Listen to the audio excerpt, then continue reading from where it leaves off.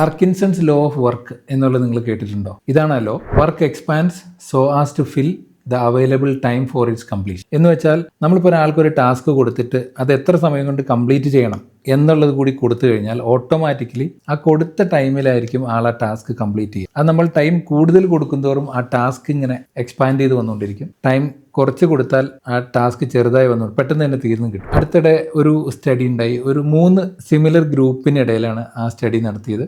First ഗ്രൂപ്പിന് target ഒന്നും കൊടുത്തില്ല, ഇത്ര സമയം കൊണ്ട് കംപ്ലീറ്റ് ചെയ്യണം എന്നുള്ളത് കൊടുത്തില്ല, ഒരു ടാസ്ക് കൊടുത്തു. രണ്ടാമത്തെ ഗ്രൂപ്പിന് ഇന്ന് വൈകിട്ടിനുള്ളിൽ ഈ ടാസ്ക് കംപ്ലീറ്റ് ചെയ്യണം എന്നുള്ള രീതി കൊടുത്തു. മൂന്നാമത്തെ ഗ്രൂപ്പിന് അടുത്ത 40 മിനിറ്റിനുള്ളിൽ ഈ പർട്ടിക്കുലർ ടാസ്ക് കംപ്ലീറ്റ് ചെയ്യണം എന്നുള്ള രീതിയിൽ കൊടുത്തു. എന്നിട്ട് അവരെ നിരീക്ഷിച്ചപ്പോൾ മനസ്സിലായ സംഗതി, ആദ്യത്തെ ഗ്രൂപ്പ് ടൈം ലിമിറ്റ് ഒന്നും കൊടുക്കാതിരുന്ന ഗ്രൂപ്പ് അവർ ടാസ്കേ കംപ്ലീറ്റ് ചെയ്തില്ല. രണ്ടാമത്തെ ഗ്രൂപ്പ് അന്ന് വൈകിട്ടായപ്പോഴേക്കും ആ ടാസ്ക് കംപ്ലീറ്റ് ചെയ്തു. മൂന്നാമത്തെ ഗ്രൂപ്പ് ഈ കൊടുത്ത ആ ടൈമിൽ 40 മിനിറ്റോ 45 മിനിറ്റോ കൊടുത്ത ആ ടൈമിൽ അവരെ ടാസ്ക് കംപ്ലീറ്റ് ചെയ്തു.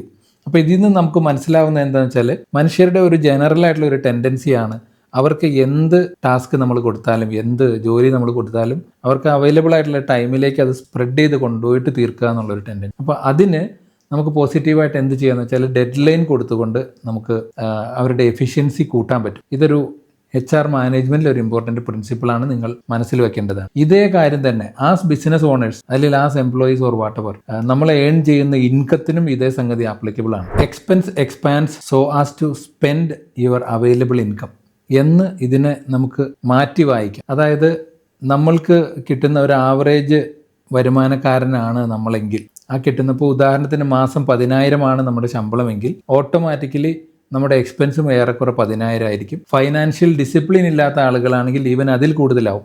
10,000 വരുമാനമുള്ളവൻ ഒരു 5,000 വായ്പയും കൂടി വാങ്ങിയിട്ടായിരിക്കും ഒരു മാസം തള്ളി നീക്കും. ഇതേ ആൾക്ക് തന്നെ 1,00,000 രൂപ ശമ്പളം കിട്ടാൻ തുടങ്ങിക്കഴിഞ്ഞാൽ അല്ലെങ്കിൽ വരുമാനം കിട്ടാൻ തുടങ്ങിക്കഴിഞ്ഞാൽ ആ 1,00,000 രൂപയും സ്പെൻഡ് ചെയ്യുന്ന രീതിയിലായിരിക്കും അവൻ്റെ behaviour. End of the day ഒന്നും കയ്യിലുണ്ടാവില്ല. Expense expand so as to spend the available income. അപ്പോൾ ഇവിടെ നമ്മൾ ശ്രദ്ധിക്കേണ്ടത് എന്താണെന്ന് വെച്ചാൽ, നമ്മളുടെ ഹാബിറ്റിൽ നമ്മളുടെ സേവിങ് എന്നതൊരു നമ്മുടെ ഒരു ഹാബിറ്റാക്കി മാറ്റണം. അങ്ങനെ സേവ് ചെയ്യുന്ന പൈസ ഇൻവെസ്റ്റ് ചെയ്യണം. ഇൻവെസ്റ്റ് ചെയ്യുമ്പോൾ നന്നായി ഇൻവെസ്റ്റിഗേറ്റ് ചെയ്തതിന് ശേഷം നമ്മളുടെ ക്യാപിറ്റൽ പോകാത്ത സംഗതികളിൽ മാത്രം ഇൻവെസ്റ്റ് ചെയ്യണം. അങ്ങനെ ഇൻവെസ്റ്റ് ചെയ്ത് അതിൽ നിന്ന് കിട്ടുന്ന റവന്യൂ വേണം നമ്മളുടെ ലക്ഷറീസിനും മറ്റു കാര്യങ്ങൾക്കും സ്പെൻഡ് ചെയ്യാനായിട്ട്. അങ്ങനെ വരുമ്പോൾ കാലക്രമേണ നമ്മളുടെ നെറ്റ്വർത്ത് കൂടി വരും, നമ്മുടെ ഫിനാൻഷ്യൽ ഇൻഡിപെൻഡൻസ് ബെറ്ററായി വരും.